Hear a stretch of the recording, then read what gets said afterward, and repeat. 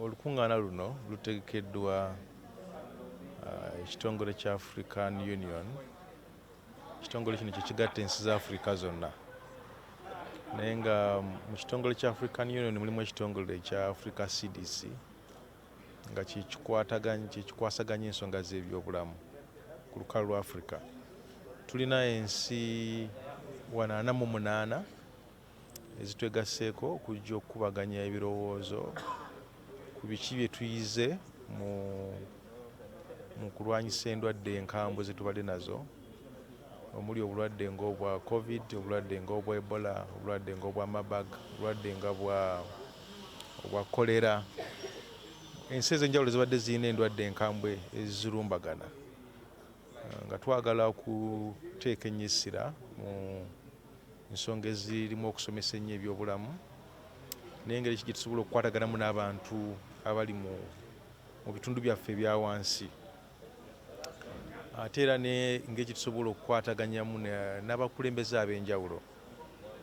Mu Uganda wano tulina abakulembeze ab'enjawulo ng'oggyako gavumenti, omuli kingdoms ez'enjawulo, muli ng'Obwakabaka wano, muli bannaffe bannaddiini, tulinamu ne bannaffe abantu abalala abagundiivu mu mirimu gye bakola.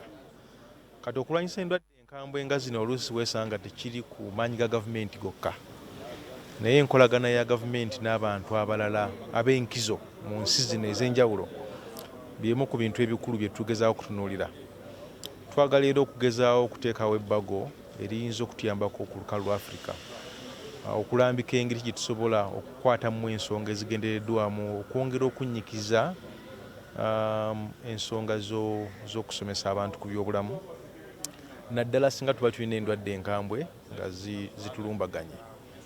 Gwe mulamu omukulu, era olukungaana luno lugenda kubeera wano ku Protea Hotel okumala ennaku 3 okuva leero paka olunaku olwokuna. Tusuubira nti ensi ez'enjawulo eziyise mu kaweefube w'okuziyiza endwadde zigenda kulaga biki bye zikoze, byazikola zitya, kusomozebwa ki ku basanze ku bayiseemu, ate bakuvunnuka batya.